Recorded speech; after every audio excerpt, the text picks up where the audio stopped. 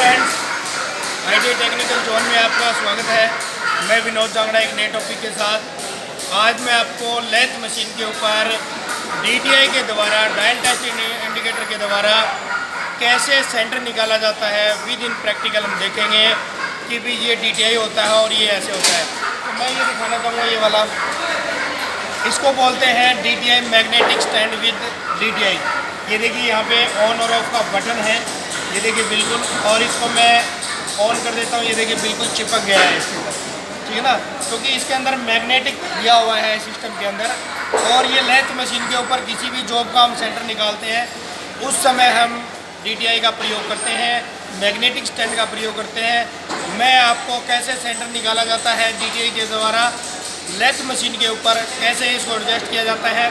अब इसके भाग देख लेते हैं। ये इसका ऑन और ऑफ का बटन रहेगा, ये इसका पिलर रहेगा, ये वाला, ये यहाँ पे लॉकिंग स्क्रू रहेगा और फाइन एडजस्टिंग स्क्रू भी इसके ऊपर दिया हुआ है। यहाँ पे ये देखिए, ठीक है ना, यहाँ पे डीटीआई लगा हुआ है, डीटीआई के ऊपर ये हार्ड पॉइंट दिया हुआ है और ये प्लंजर, ठीक है ना।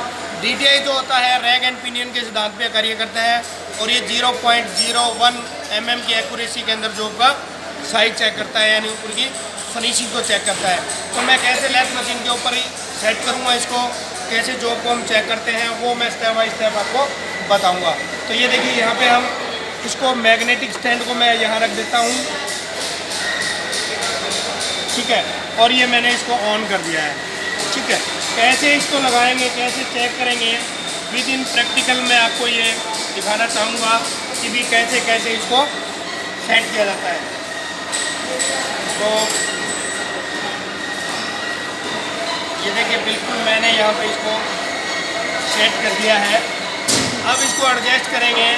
बिल्कुल बेटा इस चीज़ के ऊपर आपको फोकस करना है, कैसे कैसे इसको हम एडजस्ट करेंगे। ये वाला जो पॉइंट है इसका मैं सरफेस चेक करूँगा, ठीक है ना। कैसे सरफेस चेक करना है वो मैं डीटीआई के माध्यम से आपको बताऊँगा, कैसे जॉब का सेंटर निकाला जाता है। ये देखिए यहाँ पे ये फाइन एडजस्टिंग स्क्रू है। दूसरा आपको यहाँ पे देखना है भी कैसे हम इसको अप एंड डाउन कर सकते हैं। ये देखिए बिल्कुल ऊपर नीचे हो रहा है, ये आपको दिखाई दे रहा होगा। ये फाइन एडजस्टिंग स्क्रू लगा हुआ है यहाँ पे। अब इसकी एक्यूरेसी यानी फिनिशिंग चेक करेंगे। दूसरा इसका हम इसके द्वारा हम सेंटर भी किसी जॉब का, ये देखिए बिल्कुल दबाव दे रहा हूँ, ये नीडल ऊपर जा रही है, हल्का सा मैं 0 पे ले आता हूँ इसको।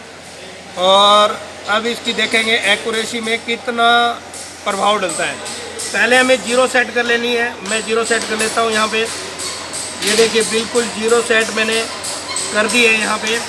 अब मैं इसको मूव करूँगा, ये देखिए, यानी इसकी जो एक्यूरेसी है यानी फिनिशिंग है वो बिल्कुल तैयार हो चुकी है। अब थोड़ा सा मैं इसके ऊपर दबाव दे देता हूँ, ये वाला, ये देखिए बिल्कुल, ये देखिए।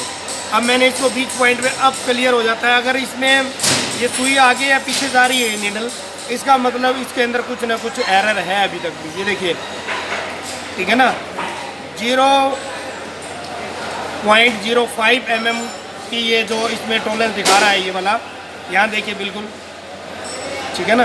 तो ऐसे हम किसी भी जॉब को डीटीआई लगाकर चेक कर सकते हैं। बिल्कुल विद इन मैंने प्रैक्टिकल आपको दिखाया है।